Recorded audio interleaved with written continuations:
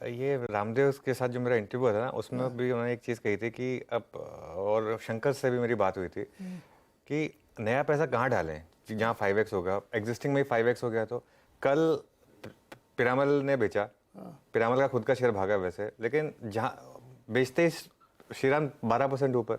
उससे पहले HDFC AMC एवर्डी ने बेचा, उनके बेचते ही वो स्टॉक जो कुछ नहीं कर रहा था इतनी बड़ी मार्केट में, वो 15% चल गया। तो ये तो मतलब जो बेच रहा है उसको ये लग रहा है कि मैं जल्दी तो नहीं बेचती। देखिए क्या होता है, हर किसी की अपनी रिक्वायरमेंट होती है, हर किसी के अपने टारगेट्स होते हैं। मार्केट कई बार मौकरी बना देती है। अब जैसे आपको याद होगा, TCS में कई बार टाटा सन्स शेयर्स बेचते थे, हमेशा ये लगता था कि क्या ये पीक हो गया क्या, लेकिन उसके बाद भी TCS बहुत भागता रहता था। ऑब्वियसली अर्ली साइंस है थोड़े से, अगर खासतौर से प्रमोटर्स बेच रहे हैं, अर्ली साइंस है कि मार्केट ओवर हीटेड है, लेकिन मार्केट कई बार इन चीज़ों की मौकरी बना देता है। तो मैं इन चीज़ों से नहीं डरूंगा।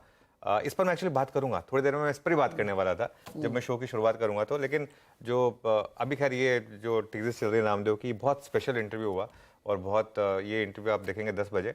लेकिन मैं आप जो आज मैं मेन चीज़ बताने वाला हूँ, जो मेन सेटअप है, जो बेसिक सेटअप है, उसमें कल हमने डिस्कस किया था कि HDFC बैंक पर ध्यान रखें, और वो एक क्लियरली आपके लिए एक थीम बनेगी। कल डे हाई पर HDFC बैंक बंद हुआ, और देखिए जहां खुला वहां भी अगर आपने लिया होता तो शानदार आपको पैसा बना के दिया होता उसने। और कल 1000 करोड़ की डिलीवरी बाइंग हुई है HDFC बैंक में। एक और चीज़, 1.75% स्टॉक ऊपर था कल, ADR 2.5% ऊपर था, मतलब वो जो प्रीमियम है उल्टा कल और बढ़ा है। तो ये तैयार है यहाँ से बड़ी तेज़ी के लिए। और बैंक निफ्टी ने कल हायर लो बनाया। कल का जो बैंक निफ्टी का लो है वो परसों के लो से बहुत बेटर था।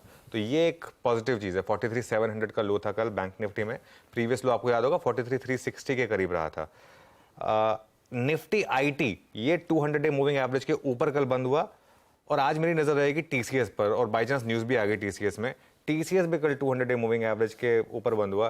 नीरज जी, मुझे जो संकेत मिल रहे हैं ना, मुझे लग रहा है कि नया हाई बनेगा और टिकेगा, वो इंपॉर्टेंट है। और बस एक जो फैक्टर हमने 4-5 दिन पहले ही मेंशन किया था, मानसून पर नजर रखें, जुलाई ऑनवर्ड्स उसका इंप्रूव होना जरूरी है।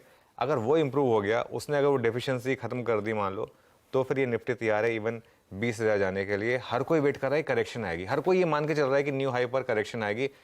मार्केट ओबलाइज नहीं करेगा, ये मार्केट आपको सीधा यहीं लेना पड़ेगा।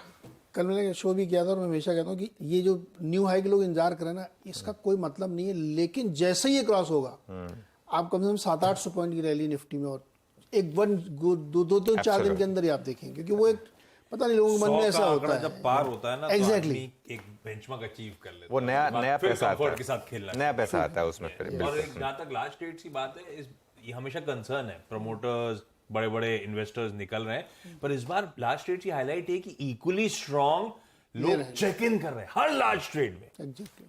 तो पैसा जा रहा है तो उतना ही वैसे ही कमिटमेंट वापस आ रहा है।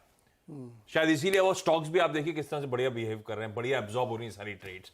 तो इस बार ये बदला है, अभी नया पैसा आ रहा है, ये किसी नए आउटलुक के साथ आ रहा है, किसी नई तेजी को प्ले करने आ रहा है, शायद उन स्पेसिफिक स्टॉक्स में एटलीस्ट।